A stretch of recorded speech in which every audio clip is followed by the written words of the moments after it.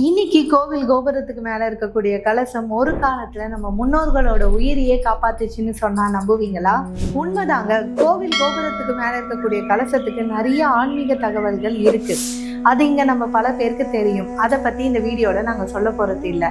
அதை விட சில முக்கியமான தகவல்கள், அதாவது ஆன்மீகத்தை மிஞ்சுகின்ற அறிவியல் உண்மைகளை பத்தி தான் இந்த காணொலியில நீங்க பார்க்க போறீங்க. அதுவும் மிகவும் புரியுற மாதிரி இந்த வீடியோல நீங்க பார்க்க போறீங்க. முதல் காரணம் என்னன்னு பார்த்தீங்கன்னா, இடியை தாங்கும் சக்தி.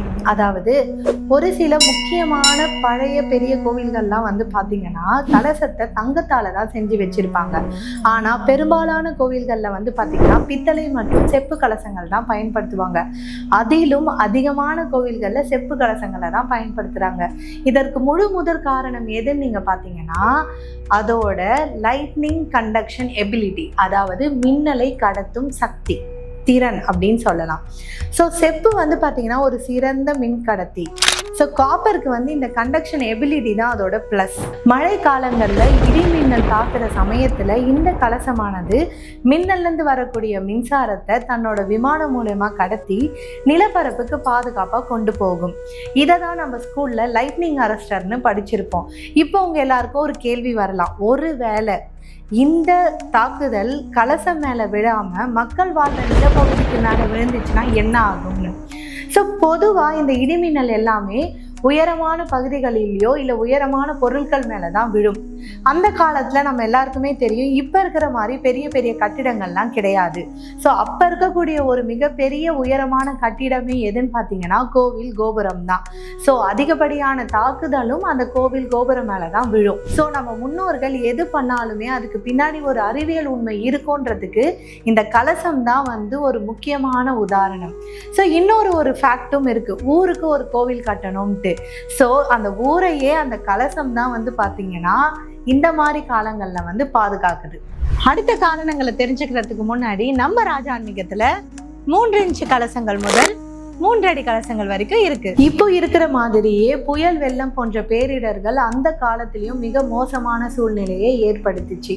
அந்த மாதிரி காலகட்டத்தில் நெல் விதைகள் எல்லாமே சேதமடைஞ்சு உணவு கட்டுப்பாடு ஏற்படுத்தி மக்கள் பசியில வாடக்கூடாதுன்றதுக்காக தான் கும்பாபிஷேகம் அப்ப கலசத்துக்குள்ள வரகரிசியை போட்டு வைக்கிறாங்க. இந்த பேரிடர்கள் முடிஞ்சதும் கலசத்துக்குள்ள இருக்கக்கூடிய விதைகளை விவசாயத்துக்கு பயன்படுத்துவாங்க.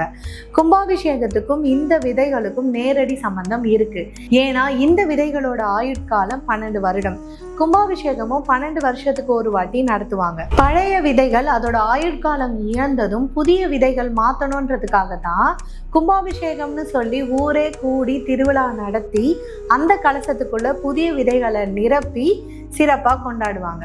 எந்தெந்த மெட்டீரியல்ல நம்ம கிட்ட கலசம் இருக்குன்னு பார்த்தீங்கன்னா, ஃபர்ஸ்ட் பார்த்தீங்கன்னா பித்தளை கலசம், செப்பு கலசம், செப்புலே பார்த்தீங்கன்னா லேக்கர் கோட்டிங் போட்டது, செப்புல பார்த்தீங்கன்னா கோல்டு கோட்டிங் போட்டது.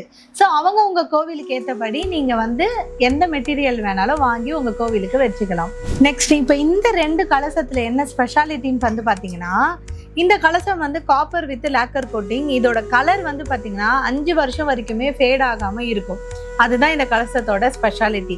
அண்ட் இந்த கோல்ட் கோட்டிங் பார்த்தீங்கன்னா கிட்டத்தட்ட 10 வருஷம் வரைக்குமே உங்களுக்கு கலர் ஃபேட் ஆகாமல் இருக்கும்.